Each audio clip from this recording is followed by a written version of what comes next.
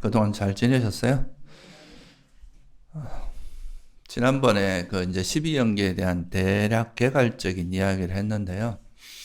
오늘은 그 12연기의 내용을 하나하나 좀 살펴보려고 하는데, 그 이제 우리가 이걸 살펴보는 방법은 두 가지가 있어요. 그러니까 이제 무명에서부터 이렇게 쭉 가는 방법이 있고, 또 마지막, 그러니까 노사에서부터 거꾸로 이제 가는 방법이 있는데, 현실적으로는 현재 우리한테 있는 문제점을 파악해서 거기서부터 하나하나 이렇게 추구해 나가는 그런 것이 좀 더 이제 이해하기가 쉽거든요. 그래서 현재 이제 우리한테 있는 문제부터 그 원인을 하나하나 추적해 들어가서 이제 전체 원인을 보고 거기서 다시 이제 거슬러 오면서 다시 이해해보는 이런 방식이 더 현실적으로 이해하기가 편하기 때문에 우선에는 이제 그런 방식으로 해보려고 합니다.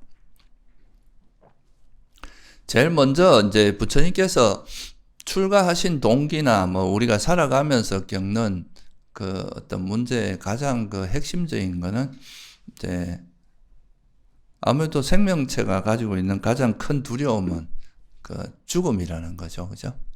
언제 죽을지 모르고 병들지 모르고 이런 이제 그게 가장 대표적인 괴로움인데, 그래서 그 부처님께서도 출가 동기가 그거였죠. 그죠? 생로병사라고 하는 거를 누구나 겪을 수밖에 없는데 이거로부터 이 문제에서 벗어날 수 있는 방법은 없나, 여기에 이제 초점을 맞춰 가지고 출가를 결심하게 되신 거거든요.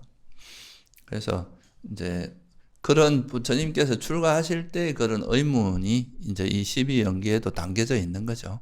연기적으로 고찰할 때 이 연기는 지난 시간에 말씀드렸지만 이제 원인을, 그러니까 어떤 조건에서 일어나는가 그 원인을 이제 고찰하는 거잖아요.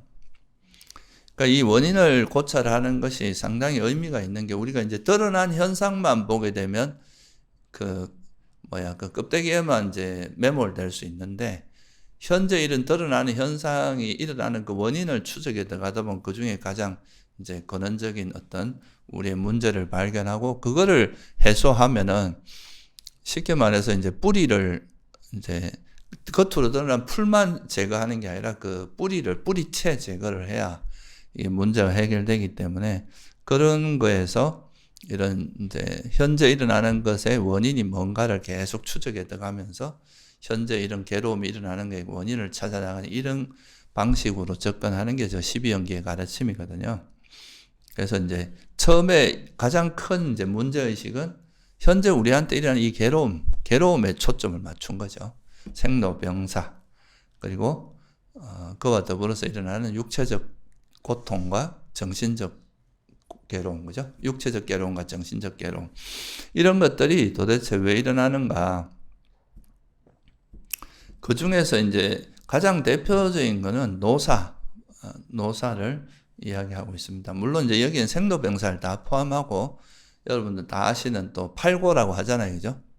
뭐 애별리고, 사랑하는 사람과 헤어지는 거, 원정해고, 이제 미워하는 사람하고 만나는 거, 그리고 또 뭡니까? 구부득고, 원하는 걸 얻지 못하는 괴로움, 그리고 육체적 고통, 정신적 고통, 뭐 이런 수많은 정신적으로 일어나는 그런 오음성고라고 하죠.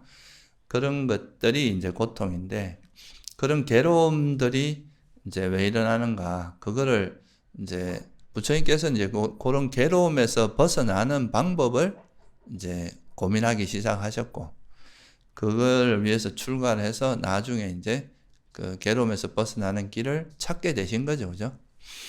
그래서 이제 그러면 첫 번째 질문은 그건 거예요. 이제 현재 우리가 살아가는 거에는 생로병사, 그 중에 이제 대표적인 노사를 이제 해놨는데, 그 생로병사와 육체적 괴로움, 정신적 괴로움이 있는데, 이거는 왜 일어나는가? 여기에 이제 현재 있는 그 괴로움에서부터 이제 원인을 찾아 들어가기 시작하는 거죠.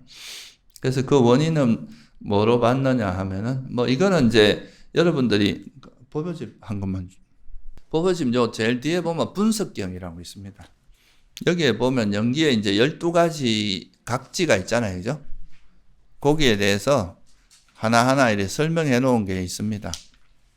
이 연계에 대한 거는 자세한 내용은 여러분들이 상류다 니까야라고 들어보셨죠, 그죠? 그 상류다 니까야에 보면은 니다나 상류다라고 있어요.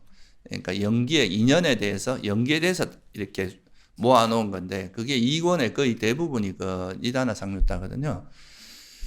거기에 이제 연기에 대해서는 되게 자세하게 나오고, 또는 이제 지난 시간에도 말씀드렸지만, 디가니까에 보면, 대인연경이라고 있어요. 디가니까 15번째 경전인데, 거기에 보면 또 연기에 대해서 좀 자세하게 설명이 되어 있습니다. 여기에 분석경에 나오는 거는 12가지 요소의 내용, 그러니까 늙음과 죽음이 뭐냐, 그 다음 존재는 뭐고, 이런 거를 이제 설명해 놓은 거예요. 이건 우선에 이걸로 참고를 해 보시면 될 것 같아요. 그러면 늙음과 죽음에 대해서는 뭐 따로 설명 안 해도 여러분이 다 아실 거고, 늙음은 우리 존재들 육신이 이제 노쇠해 가고, 수명이 서서히 감소해 가고, 감각 기능, 이제 눈도 가면 갈수록 침침해지고, 귀도 어두워지고 하잖아요. 이제 점점 그런 것이 늙음입니다.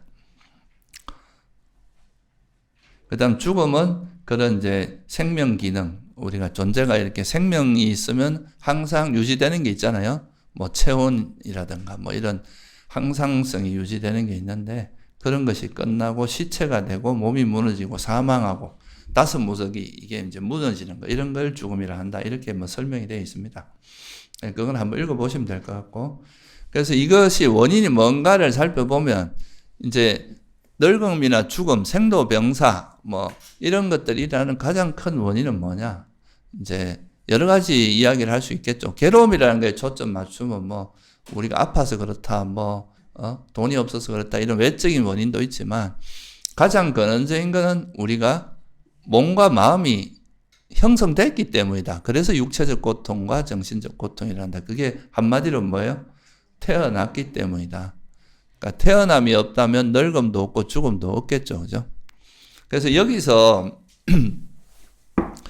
원인을 찾을 때는 물론 이제 다양한 원인이 있을 수 있어요. 하나의 원인만 있는 건 아니단 말이죠. 그래서 아마 여러분들 집성제에서도 그 집이라 할 때 이 집자가 무슨 집자입니까? 모을 집자거든요. 모일집. 사실 그 집성제의 원래 뜻은 사무따야, 그러니까 일어나다는 뜻이거든요. 함께 일어나다 이런 뜻이에요. 쌈이라는 게 막 투게더 이런 뜻이니까.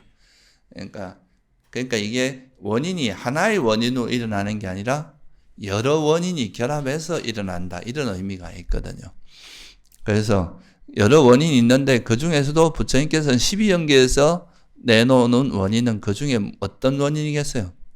필수적인, 없어서는 안 될, 뭐 어떻게 보면 다른 원인은 있을 때도 있고 없을 때도 있을 수 있잖아요. 그죠? 근데 이 태어남이라고 하는 이런 원인은 가장 주되고 없어서는 안 될 가장 핵심적인 원인을 찾아내는 거죠.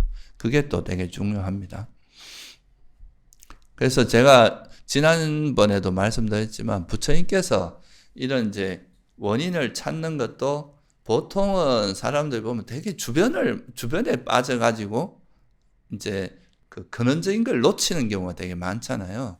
근데 부처님께서는 이렇게 원인을 찾아도 그 속에서 가장 핵심적인 원인, 가장 본질적인 것을 찾아나가는 이런 사고방식을 우리가 배우는 것만 해도 굉장히 어떻게 보면 중요한 인식의 프로세스를 배우는 거예요.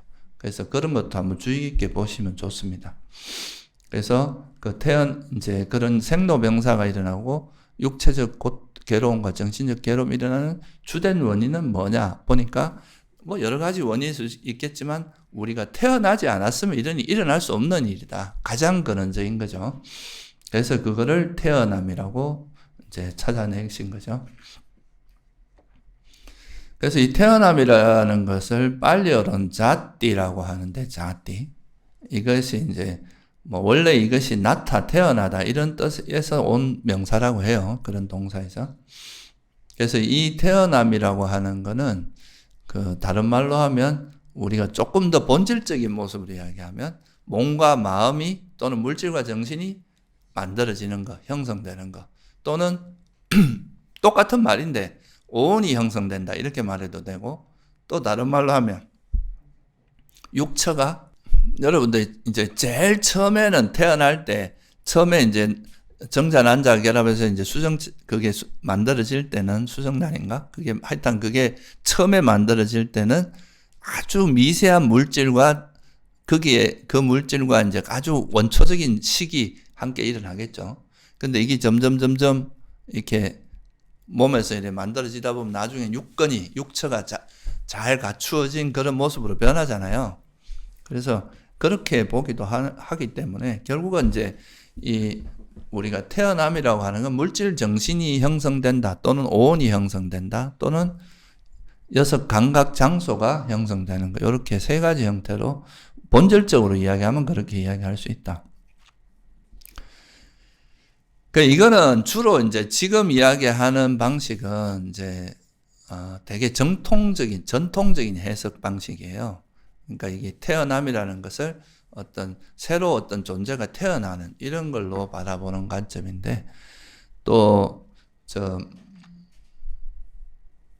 제가 처음 지난 시간에 말씀드릴 때 이 12연기를 하나의 매 순간순간의 찰나로 해석할 때도 있다 그랬죠. 그죠? 그런 경우에 이때 태어남이라고 하는 건 우리가 어떤 대상과 접촉해가지고 마음이 나서 이것을 여기에 대해서 이게 내 거다, 이게 내가 뭘 한다, 이런 자아관념이 생기는 걸 태어남이라고 보통 이야기하기도 합니다. 그러니까 이거는 보는 입장에 따라 좀 다른 건데, 그냥 12연기를 어떤 과거, 현재, 미래 이렇게 큰 틀에서 볼 수도 있고, 보는 게 일반적인 이해예요. 근데 이거 너무 이렇게 보면 이제 수행적인 측면에서 좀 약간은 추상적이게 느낄 수도 있기 때문에, 좀 더 현실적인 관점에서 보면 지금 내가 어떤 대상과 접촉해서 내가 보면서 가래와 지착 때문에 어떤 업이 일어나고, 그걸로 인해서 내가 이것이 나다든가 이런 나라는 관념이 소위 말해 아상이 생기는 이런 거를 태어남으로 아주 찰나로 볼 수도 있다. 이 정도는 그냥 참고로 알아두시면 좋을 것 같아요. 그렇게 해석하는 경우도 있습니다. 12연계를 볼 때. 근데 이제 일반적으로 우리가 이야기하는 이 이야기는 이제 어떤 새로운 존재가 태어나는 거, 새로운 생에서 시작되는 거, 그거를 태어남으로 보는 거죠. 그러니까 이런 태어남이라고 하는 것은 결국은 어떤 인간으로 태어나거나, 또는 동물로 태어나거나, 악이나 축생으로 태어나거나, 이렇게 실제로 어떤 존재가 오온이 형성되는 걸 이야기하는 거잖아요. 그죠?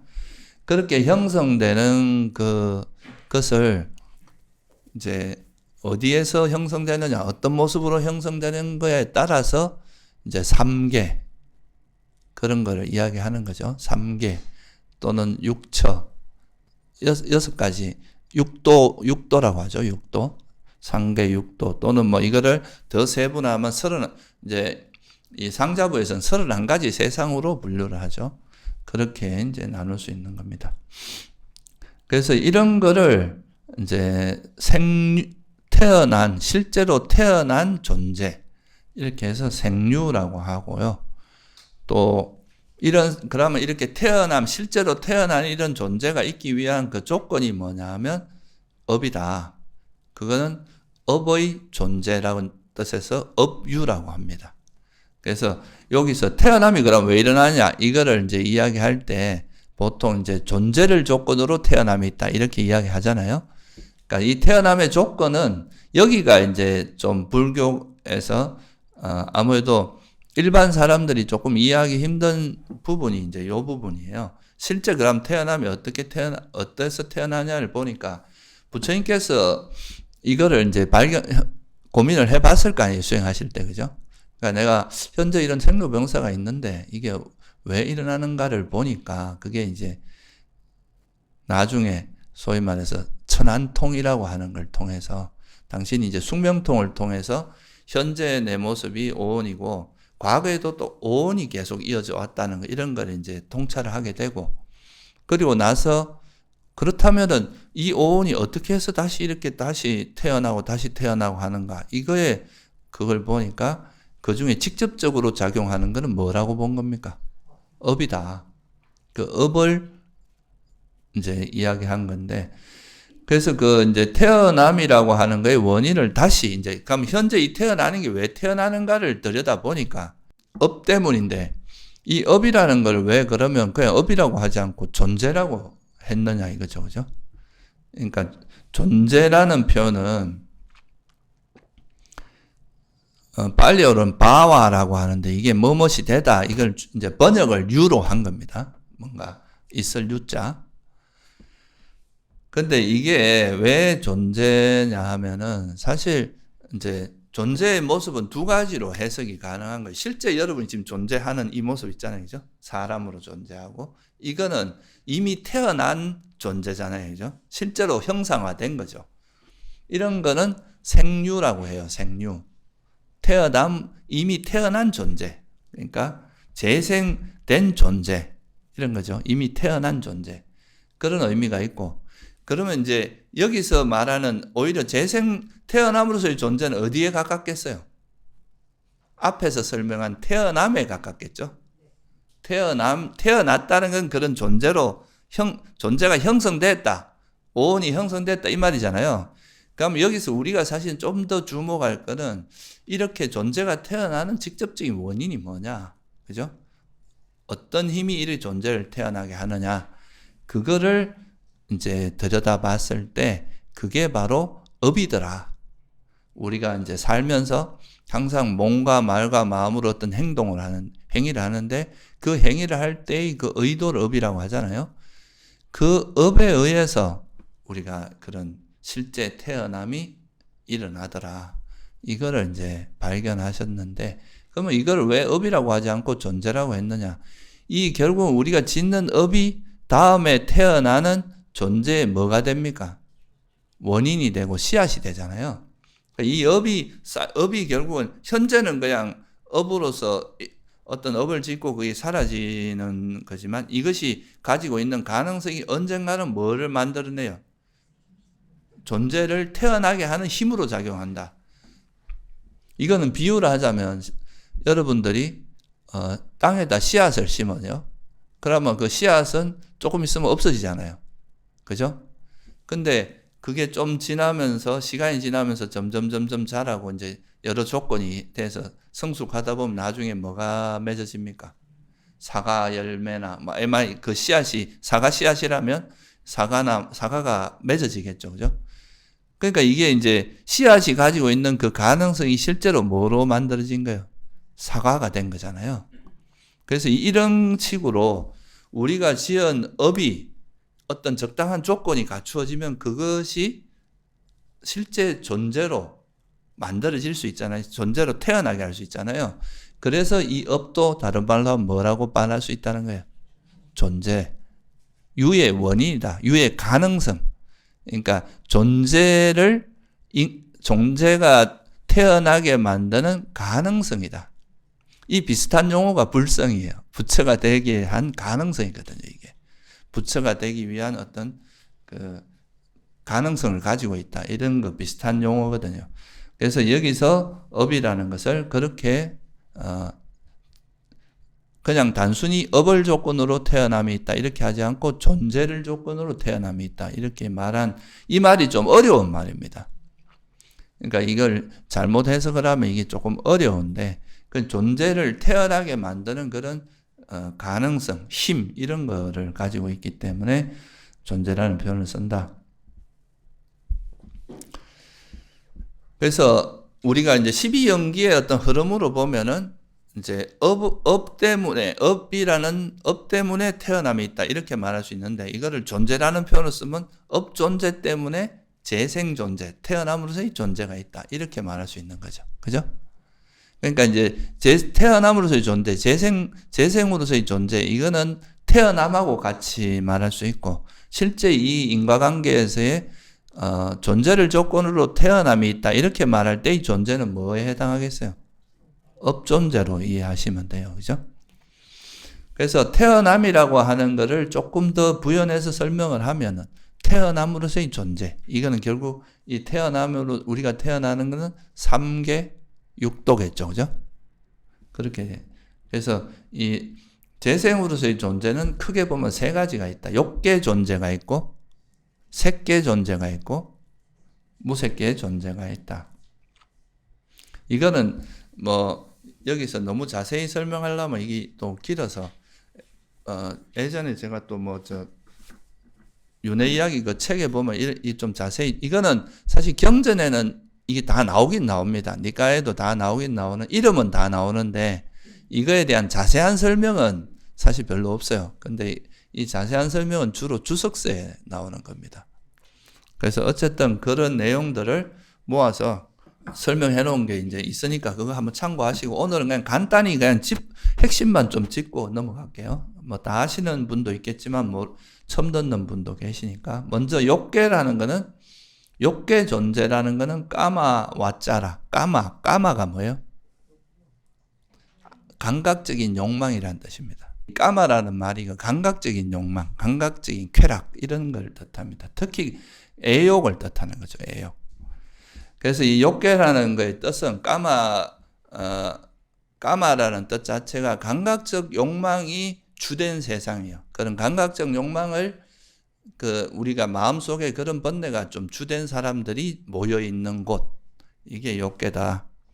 그래서 욕계에 사는 사람의 그 동력은 욕망이다.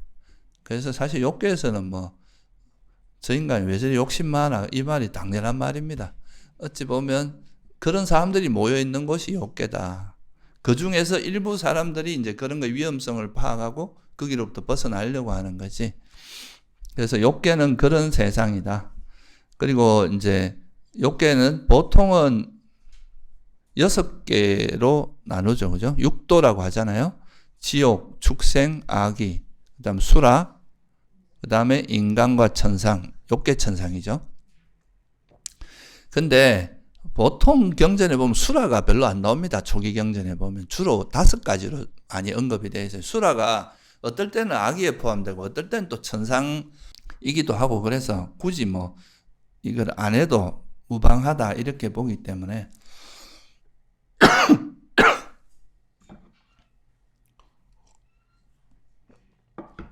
어쨌든 보통 이제 악처라 그러면 지옥 축생 악의로 보고 선처라 그러면 인간이나 천상 이렇게 봅니다. 욕계 천상은 뭐 우리가 초선 법륜경에도 보면 욕계 천상 6가지가 쭉 나오잖아요. 그죠? 뭐 33천의 신들이 뭐 어떻고 저떻고 막 쭉 나오잖아요. 33천, 그 다음 도리천, 야마천, 도솔천, 화락천, 타화자재천 이렇게 6가지가 있죠. 33천이 우리가 보통 알고 있는 뭡니까? 제석천 이런 말 많이 들어봤죠. 그죠? 33천의 이제 최고가 제석천왕이죠. 그리고 도솔천은 뭐 보통 이제 뭐고 많이 이야기하는 그러니까 욕계 천상 중에 화락천, 타화자재천이 최고긴 하지만 도솔천이 많이 언급이 돼요. 그죠? 뭐 미륵보살이 어디 있다 그럽니까? 도솔천에 있고 아나타 핀티카 장자도 도솔천에 있다 그러고 그럽니다. 그래서 우리나라 절에 보면 도솔사 있어요. 선운사 쪽에 가보면 도솔사라고 있어요. 되게 진짜 경치가 끝내주는 절인데 이 도솔천이 있습니다. 그래서 지옥, 축생, 악의는 악처로 분류되고 인간과 천상은 선처로 분류됩니다. 이 화락천하고 이제 보통 33천, 도리천, 야마천, 도솔천 이건 갈수록 이제 좀 더 행복이 많은 곳인데 특히 이제 화락천 같은 경우는 자기 스스로가 이제 즐길 걸 창조해서 노는 그런 거고 타화자재천은 뭡니까? 남이 만들어주는. 그래서 이 타화자재천의 천신을 우리가 보통 뭐라 그럽니까? 마라라 그래요. 마라. 그러니까 욕계를 벗어나지 못하도록 계속 즐길 걸 주는 거죠.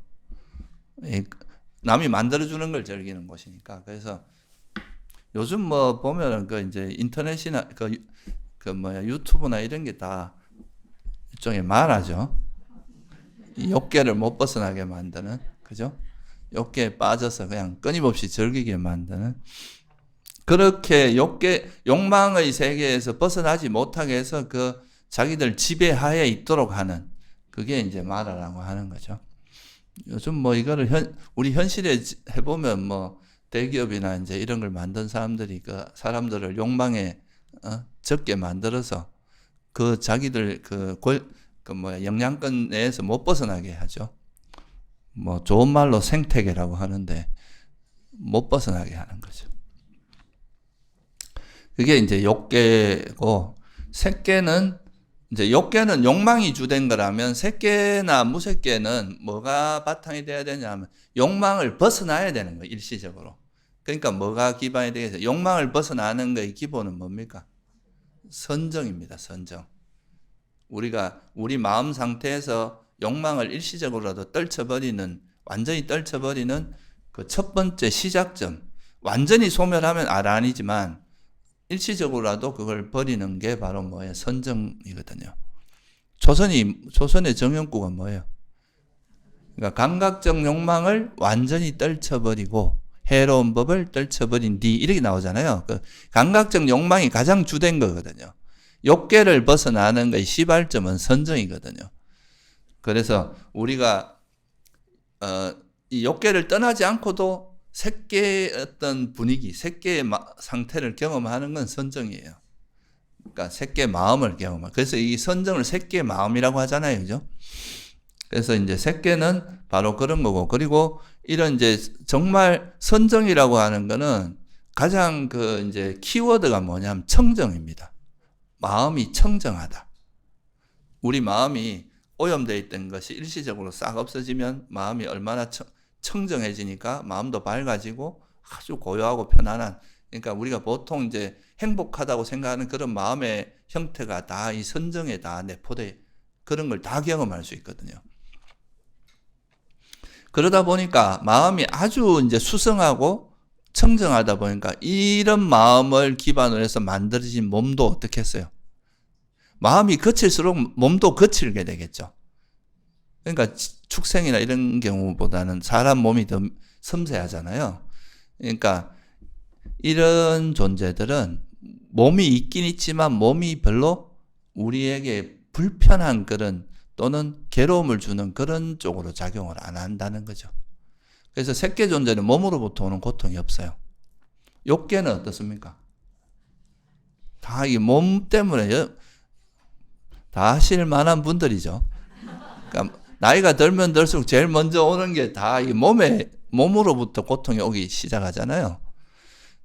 평생 다니는 그 병원 가는 거에 거의 90%가 다 80세 이후에 다닌다고 하거든요. 그만큼 이제 이 몸이라는 게, 그런데 색계 이상부터는 몸으로부터 오는 고통이 아예 없어진다. 미세한. 그래서 이걸 보통 빛의 몸이라고 보통 이야기합니다.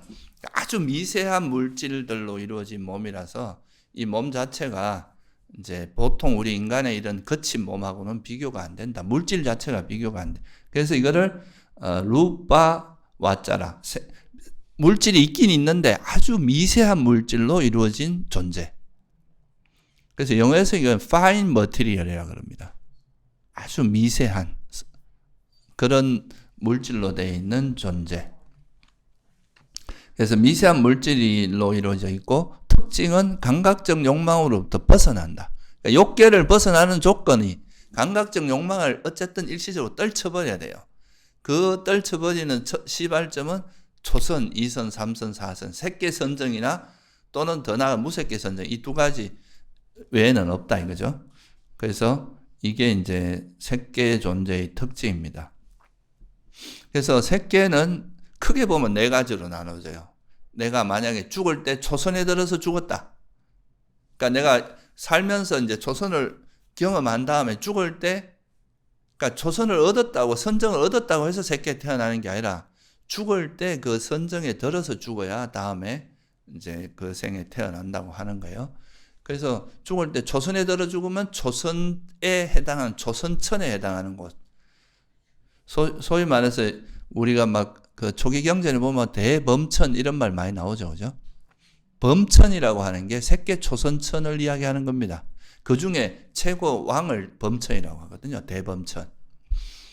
뭐 그 중에 이제 초선천의 일반 백성은 범중천이라고 하고, 거기 뭐 신하 정도 되면은 좀 고위 간부 정도 되면 범보천이라고 하고, 이제 그거를 대범천이라고 하는데, 그래서 이 대범천이란 말이, 범천이란 말이 많이 나오죠, 그죠? 이건 새끼 초선을 얻은 사람이 태어나서 죽어서 태어나는 곳.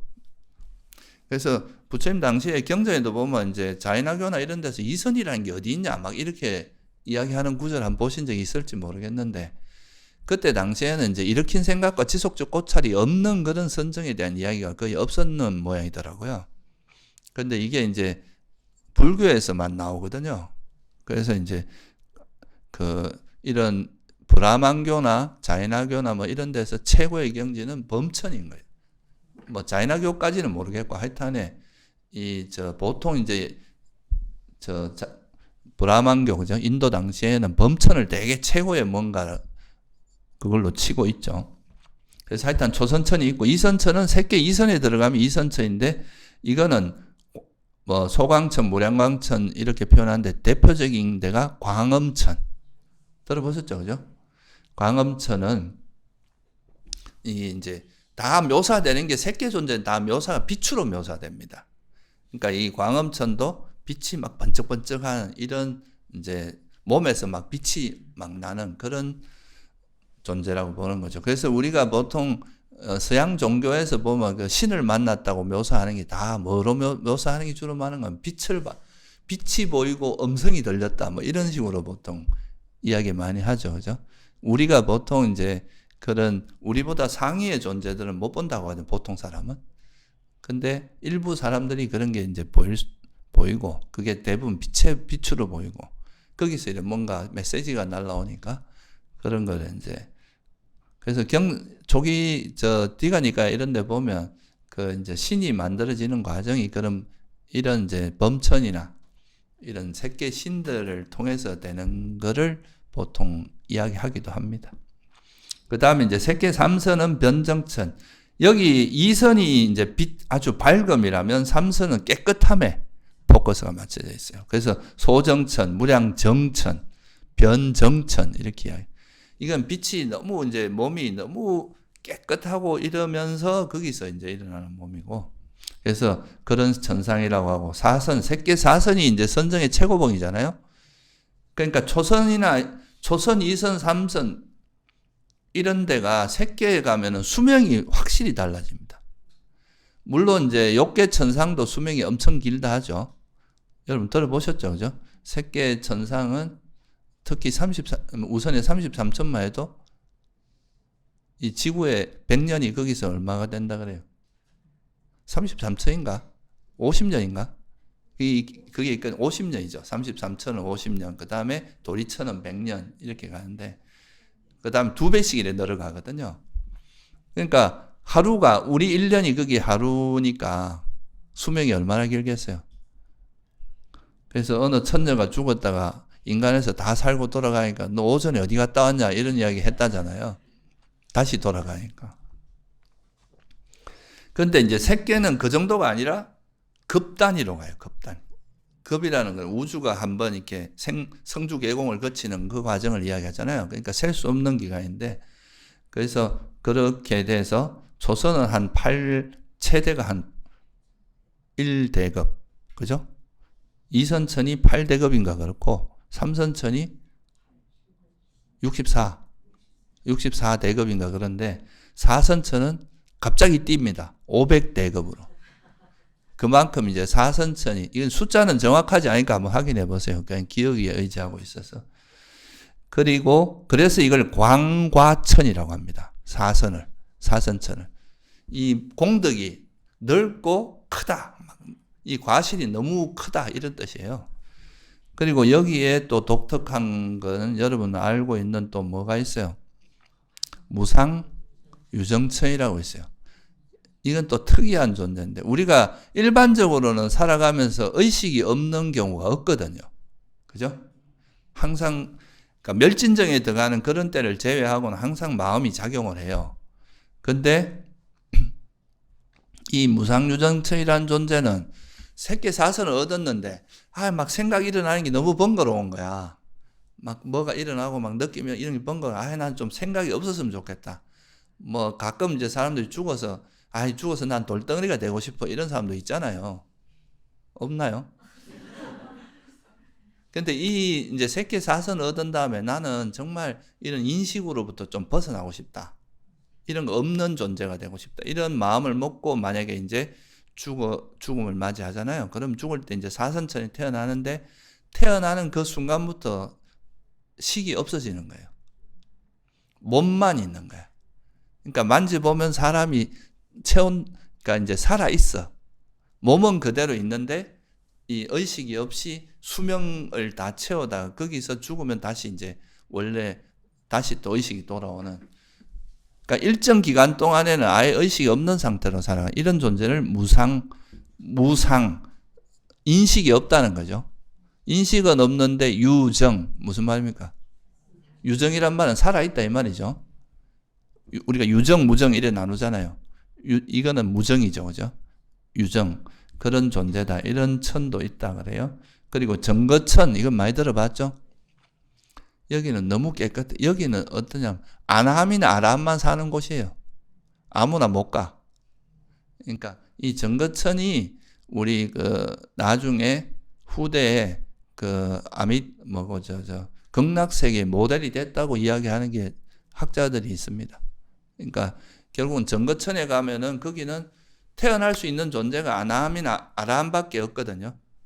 그러니까 아나함이 거기 태어나서 거기서 아라함이 돼서 열반이 들기 때문에 여기는 항상 아나함 아니면 아라함만 거기 머무는 곳인 거예요. 그러니까 이걸 정거천, 정말 깨끗한 존재들만 사는 곳이라고 해서. 근데 이게 이제 후대에 이제 좀 발전하면서 극락세계가 돼. 죽으면 거기 태어나서 열반의 부처가 된다. 이런 개념으로 됐다고 이야기합니다. 이게 이제 새끼. 그래서 이 정거천은 또 5가지로 나누어져요. 그러면 새끼가 몇 가지가 됩니까? 새끼가 16. 욕계가 몇 가지였어요? 6도인데 또 천상이 몇 가지예요? 6가지가 나눠지니까 11가지죠. 11가지, 16가지. 그 다음에 무색계가 4가지가 있거든요. 그러니까 총 31가지 세상으로 보통 이거는 이제 상자부에서 분류하는 방식이에요. 그러니까 그렇게 자세하게 나누면 그래 나눌 수 있다. 그리고 무색계는 말 그대로 색계가 아주 미세한 물질로 이루어진 거라면 무색계는 뭐예요? 아주 말 그대로 색이 없는 몸이 없고 정신만 있는 존재다 이거예요. 그래서 무색이라고 합니다. 이게 사실 자인화교에서는 보통 우리 몸이 이제 우리를 구속한다 하잖아요. 우리 정신이 몸에 구속되어 있고 이 몸으로부터 해탈하는 것을 해탈이라고 보통 이야기하니까 사실 이게 무색계가 자인화교에서 이야기하는 그런 최고의 경지하고 좀 약간 대응되는 측면도 있다고 볼 수 있죠. 제가 자인화교를 정확히 모르기 때문에 이거는 그냥 참고로만 들어주세요. 그래서 무색계라고 하는 건 4가지로 이야기합니다. 우리가 선정이 4가지가 있잖아요. 그죠? 그러니까 공무변처, 식무변처, 무소유처, 비상비비상처. 그러니까 요 공무변처로 죽음을 맞이하면 공무변처의 존재가 되고 이거는 사실 물리적인 그러니까 욕계나 색계는 물리적인 공간도 이야기하는데 무색계는 정신만 있는 곳이기 때문에 있는 존재이기 때문에 이 물리적 공간 이런 게 의미가 없는 거죠. 그래서 그냥 공무변처 존재, 식무변처 존재, 무소유처, 비상비비상처 이렇게 이해하시면 돼요. 요게 이제 3계 6도 좀 더 나누면 몇 가지예요? 31가지의 세상을 이제 좀 자세하게 분류한 이야기입니다. 그러니까 여기서 핵심은 욕계는 감각적 욕망이 주된 데다. 그리고 색계는 이제 색계 이상은 이제 반드시 욕망으로부터 벗어나야 태어날 수 있는, 그러니까 선정을 기반으로 하고 있고, 이제 색계 선정을 닦으면 색계 세상 중에 한 곳에 태어나고, 무색계 선정을 얻은 사람, 이거는 이제 얻었다기보다 죽을 때 이 선정이 들어서 죽느냐, 이게 중요한 겁니다. 그래서 이제 무색계에 들어서 죽으면 무색계에 태어난다. 그래서 알라라깔라마나 우따까라마 뿌따 같은 분들이 어떻게 됐습니까?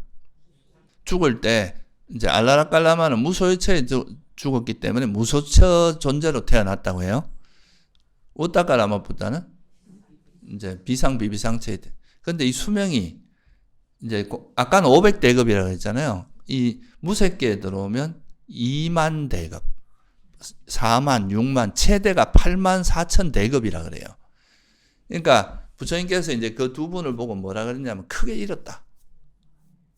그건 무슨 말이냐 하면 8만 대급의 시간 동안에 법문을 들을 수 없어요. 왜냐하면 무색계는 기가 없잖아요. 그러니까 법문을 들을 수. 그래서 그 기간 동안에 무한한 행복을 얻을 수는 있겠죠. 행복하게 지내겠죠.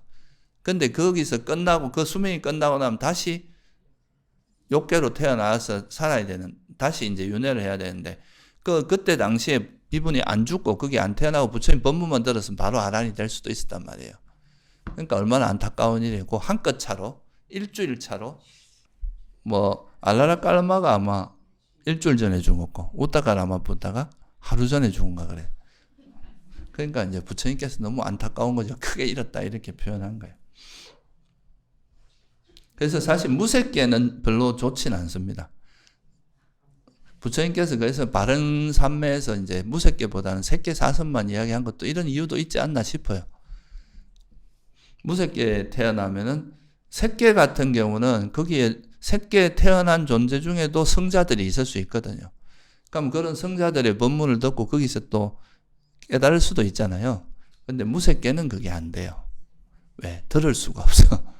기가 없기 때문에. 보통 색계 같은 경우는 이제 안식, 이식, 의식 이렇게 세 개가 있다 그러거든요. 비설신은 없다. 그러니까 비설신은 없고 안이, 의식 요래 세 가지만 있다고 이야기하거든요. 그래도 귀가 있으니까 들을 수는 있다 이거예요. 그러니까 수다원이 되는 가장 중요한 조건 중에 하나가 법문을 들어야 된다거든요. 듣는 게 되게 중요한 조건이라 가지고. 그래서 이게 바로 재생으로의 존재. 우리가 태어남이라고 하는 거는 이제 만약에 어떤 그거에서 태어났다는 거는 3계 중에 한 곳에 태어났다는 뜻이고 그 중에서 또 자기 업의 형태에 따라서 이제 욕계에 태어날 수도 있고 색계에 태어날 수도 있고 무색계에 태어날 수도 있고 또 똑같은 색계에 태어나도 자기가 어떤 선정을 얻었느냐에 따라서 선정을 아주 깊게 얻으면 아까 말한 대범천 이런 데 태어나고 중간쯤 얻으면 또 범보천 이제 아주 얕게 얻어서 그냥 선정을 얻은 지 얼마 안 된 데 같으면 범중천 이런 식으로 태어난다는 거죠. 그게 이제 지금 일반적으로 이제 이게 주로 지금 12연기를 3세 양중인가로 해석하는 그 대표적인 데가 바로 그 상자부거든요. 그러니까 거기 상자부에서 설명하는 그거는 이제 지금 말씀드린 이런 방식으로 설명을 하고 있습니다. 그러면 이런 존재로 태어나게 되는 업에 대해서 이제 이야기를 하는 거죠. 업 존재. 그러니까 존재, 여기서 이런 원인을 찾아 나갈 때 태어남이 왜 태어나냐라고 했을 때 그 원인, 존재를 조건으로 태어남이 있다 할 때 이 존재는 업 존재를 이야기한다. 업으로서의 존재를 이야기한다. 불교에서 말하는 업은 뭐를 의미한다고 우리가 누누이 옛날 왜 이런 이야기를 하느냐 하면요. 이제 인도 당시에 특히 이제 그 자이나교 같은 데는 마음으로 짓는 업이라는 게 없거든요. 주로 몸과 말로서 짓는다고 이야기하고.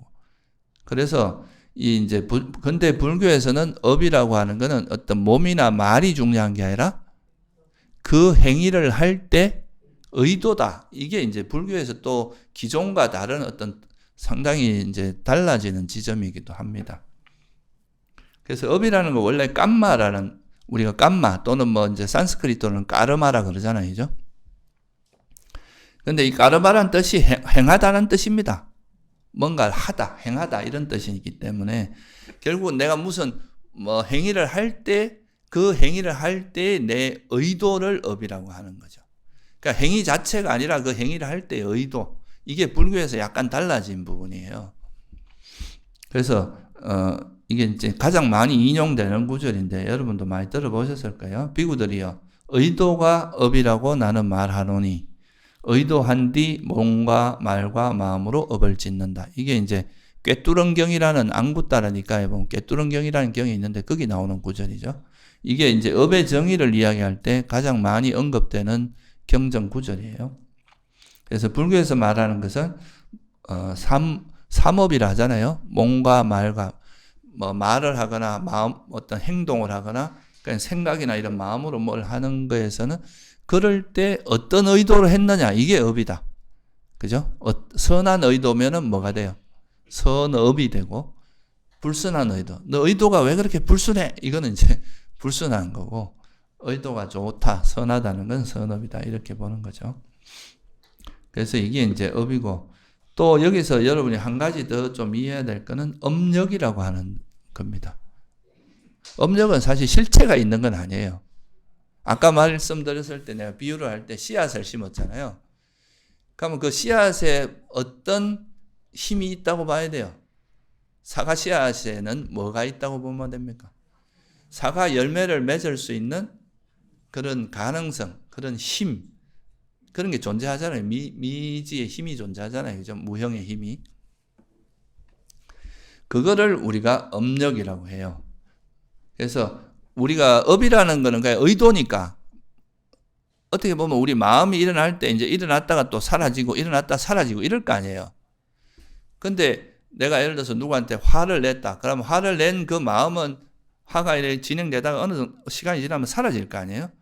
근데 그 사라지고 나서 그걸로 끝이 아니라 이 한번 일어났던 이 마음이 다음에 어떤 적당한 인연을 만났을 때 결과를 맺을 수 있는 뭐가 남아있다는 거예요. 가능성.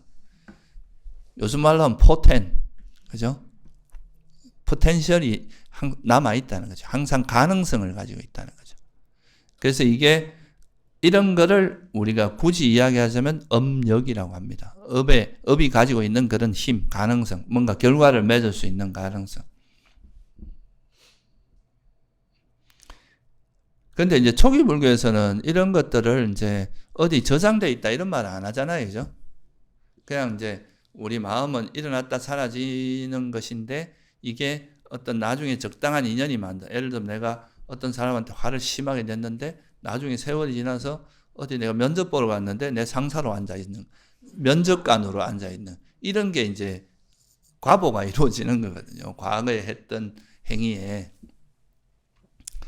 그냥 이렇게 과거에 일어났던 마음이 현재에 영향을 준다 이 정도로 이야기하는데 이거를 이제 이렇게 설명하면 내가 그동안 그 수많은 행위들이 어떻게 결과를 맺느냐 이런 걸 설명하는 게 쉽지가 않잖아요. 사람들이 잘 이해도 못하고. 그러니까 이거를 이제 설명하기 위해서 만들어진 개념이 아레아식이라는 개념이에요. 뭔가 이렇게 사람들이 이걸 이제 이론적으로 해석을 하기 위해, 이론적으로 설명을 하려고 하니까 이 내가 셀 수 없는 과거 또는 지금 이 생에도 엄청나게 많은 마음들이 오가는데 그 마음들이 도대체 어디 있다가 나와서 이게 현재 이런 결과를 맺느냐 이런 거를 이제 이론적으로 뭐 우리가 수행하는 사람은 그런 게 별 필요 없는데 이제 교학자들 입장에서는 이걸 해설을 해야 되잖아요.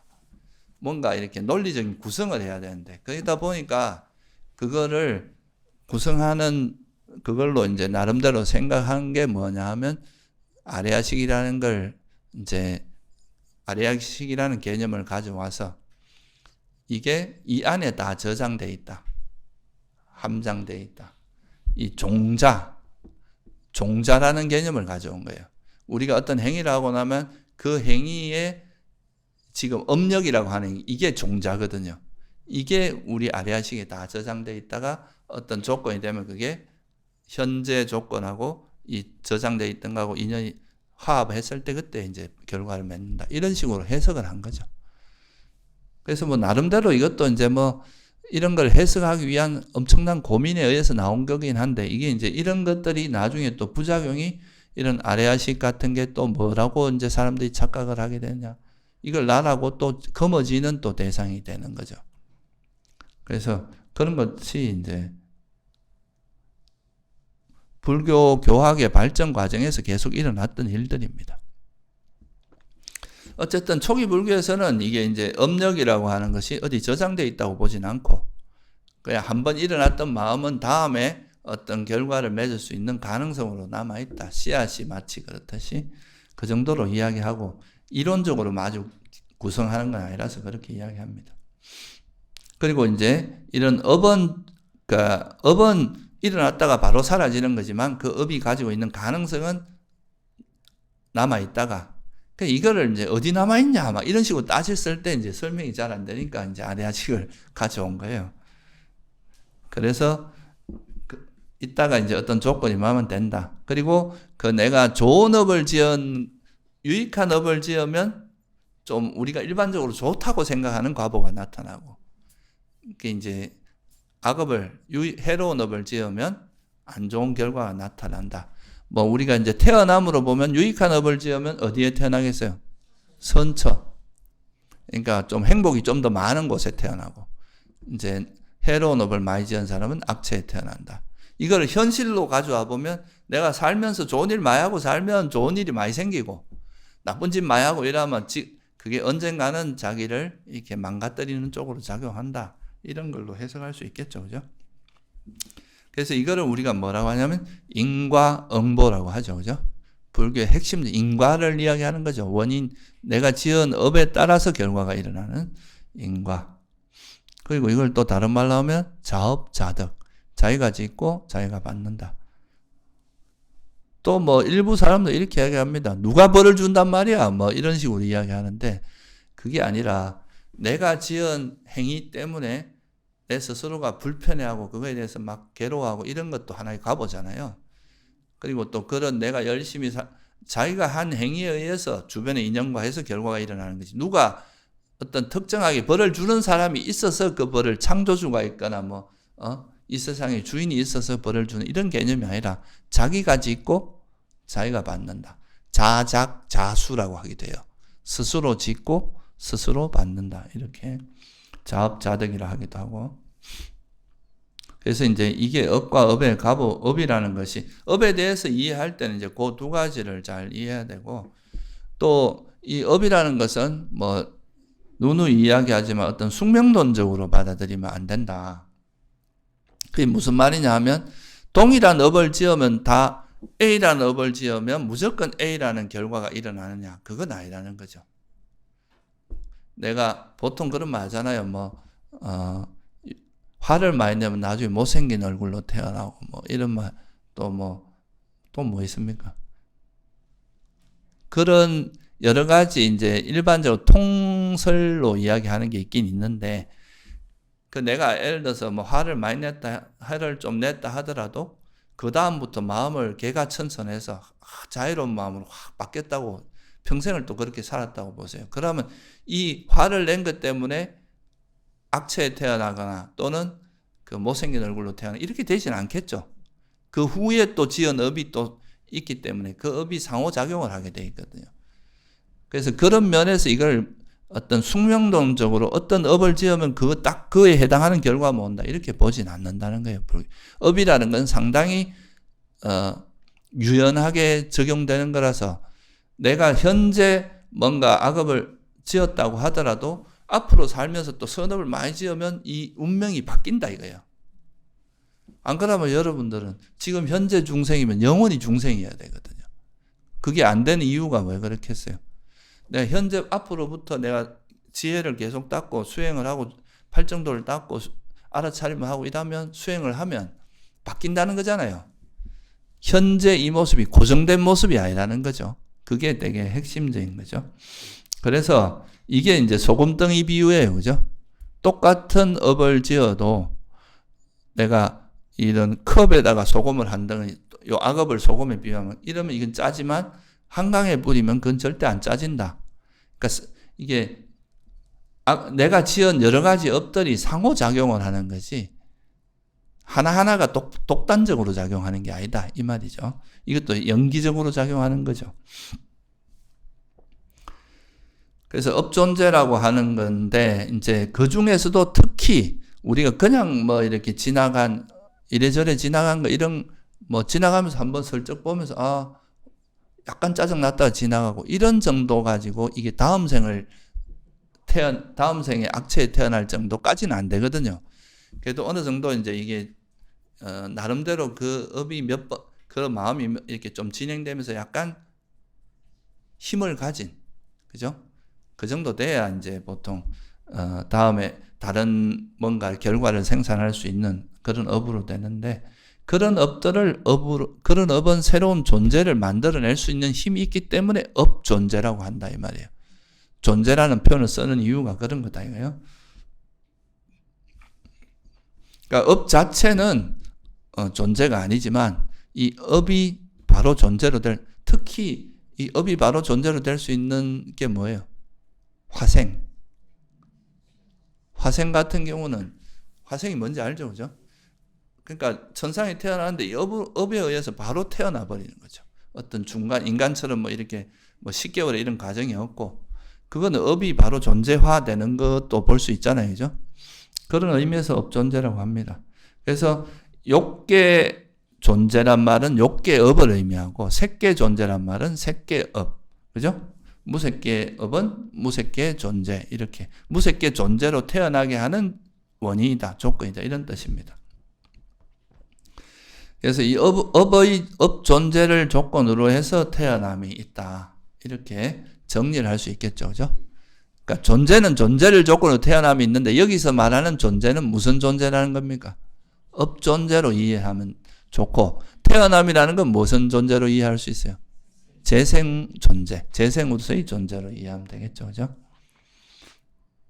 그리고 이제 여기서 한 가지 더 중요한 거는, 이제 업으로서 태어남이 있다라는 걸 이야기할 때, 이건 뭐 여러 번 이야기하지만, 우리가 일생 동안 수많은 업을 짓죠, 그죠? 수많은 존재를 만들어내요. 매 순간순간 뭐 마음을 일으키면서 그때 뭐 선업을 짓기도 하고, 불선업을 짓기도 하고, 그렇단 말이죠. 근데 그 수많은 업 중에서 그러면 그게 어떤 업이 내 생을 이제 또 태어나게 하는데 결정적으로 작용하느냐. 그 중에서 이제 가장 중요한 것 중에 하나가, 어떤 업이 나타나든 죽음 직전에 나타나는 업이 중요하다. 그게 어떤 형태든 간에, 그죠? 그러니까 여러분이 잘 살다가 죽기 전에 갑자기 막 성질이 나가지고 막 화를 내고 죽었다. 그러면 잘못하면 이렇게 되면 악체에 태어나는 거예요. 예를 들면 개로 태어나는 거죠. 근데 선업을 또 많이 짓고 살았으니까 애완견으로 태어나서 되게 행복하게는 살아요. 근데 어쨌든 그 죽음 직전에 그 업이 다음에 태어나는 걸 결정한다, 이렇게 보는 거죠. 이런 이야기는 단순히 그냥 주석서에만 하는 이야기가 아니고, 그 소위 말해서 업분석의 긴경이라는 경이 있어요. 마치마니까에 보면 거기에 이런 형태의 이야기가 나옵니다. 예를 들어서 이제 평소에 해로운 업을 많이 지었는데 악체에 태어난 사람이 있고, 이건 당연한 이야기죠, 그죠? 평소에 불선업을 많이 짓다가 악체에. 근데 평소에 해로운 업을 많이 지었지만 선처에 태어나는 경우도 있다. 그리고 평소에 선업을 많이 지었는데 악체에 태어나는 경우도 있고, 평소에 선업을 많이 지었는데 선처에 태어나는, 이렇게 네 가지 경우로 나누어서 이야기한단 말이에요. 그건 뭘 의미하겠어요? 그러니까 죽기 전에 이제 어떤 마음으로 죽느냐가 되게 중요하다고 그렇게 언급을 하고 있습니다.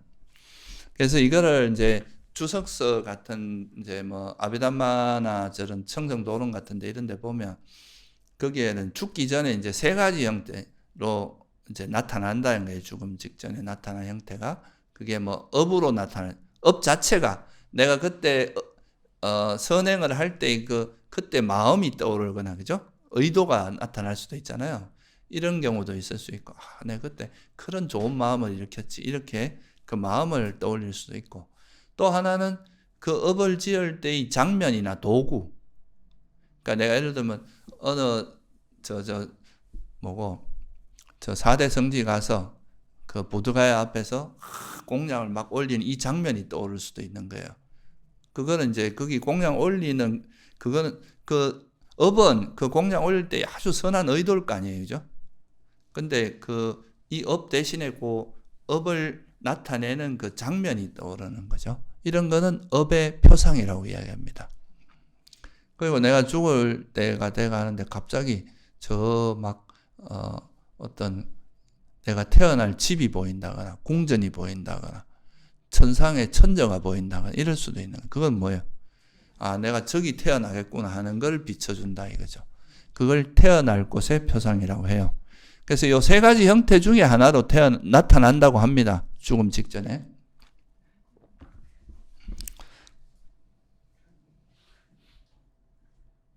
근데 뭐 이거를 또 나타나는 업의 형태가 제일 그 중에서 가장 강력한 업이 제일 먼저 나타나고, 예를 들면 뭐 오무간업, 그죠? 그런 거는 뭐 자기가 아무리 일생 동안 선업을 많이 지었어도 내가 오무간업이 뭔지 알죠? 뭐 부모님을 죽이거나 또는 아란을 죽이거나, 아란은 죽일 수도 있어요. 근데 부처님은 죽일 수가 없기 때문에 몸에 피를 내거나 또는 이제 성가의 하합을 깨는 이런 그 업은 무조건 일단은 무간지옥에 한번 들렀다 와야 된다는 거죠. 이게 이제 오무간업이라고 해요. 그런 거는 그러니까 다른 업에 최우선하는 거죠.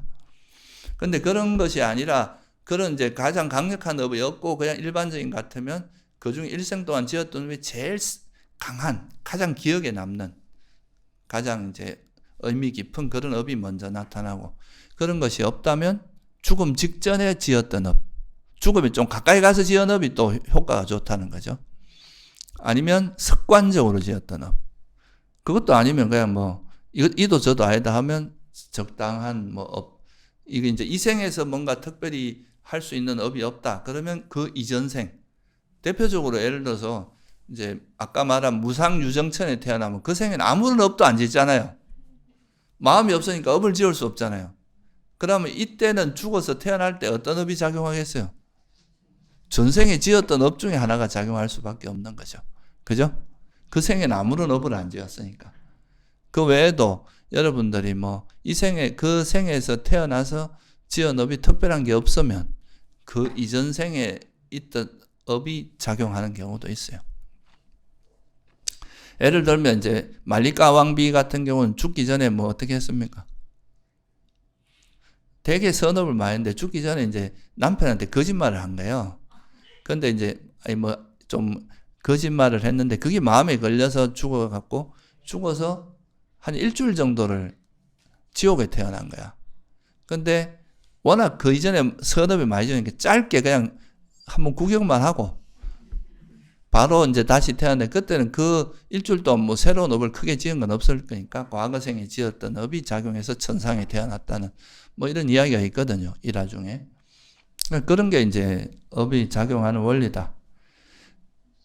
그리고 아까 말씀드렸듯이 죽기 전에 나타나는 이 업은 다음 생에 어디에 태어나는가를 결정하는 거예요. 근데 그러면 이 생에서 내가 수많은 지었던 업은가 뭐 아무짝에도 쓸모없냐? 아까도 말했지만 난 그럼 평생 막 마음대로 살다가 죽기 전에만 선한 마음을 일으키면 되는 거 아이가? 이런 얌체 같은 마음을 일으킬 수도 있는데 뭐 그렇게 안 되죠. 뜻대로. 보통 일생 동안 그렇게 뭐 나쁜 짓 하면 죽기 전에도 마음이 흔들리겠죠. 근데 설사 그렇게 했다 하더라도 이 생에 내가 예를 들어서 막 너무 좋은 악업을 많이 짓다가 죽기 전에 어째 정신이 반짝 들어갖고 이제 선한 마음을 주어서 인간으로 태어났다 해도 태어날 때 뭐 불구로 태어난다거나 또 뭐 되게 좋지 않은 환경에서 태어나서 계속 학대받고 자란다거나 뭐 이런 여러 가지 이제 그 생에 지었던 업이 다른 형태로 그 생에 태어나서 행복하지 못하게 사는 쪽으로 작용한다는 거예요. 한마디로 말하면 공짜는 없다. 자기가 지은 업에 대해서는 반드시 거기에 대한 합당한 결과가 따른다는 것, 그걸 생각해야 됩니다. 인간은 반드시 있다. 그게 언제 결과를 맺는 것이 차이 날 뿐이다. 그래서 이제 우리가 수행하는 거는 빨리 선업을 지어가 악업이 결과를 맺을 틈을 안 주는 거예요. 막 열심히 수행하서 빨리 아라한이 돼서 이제 열반에 들어버리면 결과를 맺을 조건이 없어져 버리잖아요. 그 방법이 이제 수행하는 거다 이거죠. 그래서 이제 업을 조건으로 태어남이 있다는, 그러니까 죽음 직전의 마음에서 어떻게 되고 이런 거는 다음 시간에 또 좀 이어서 설명하고 오늘은 여기까지만 하겠습니다.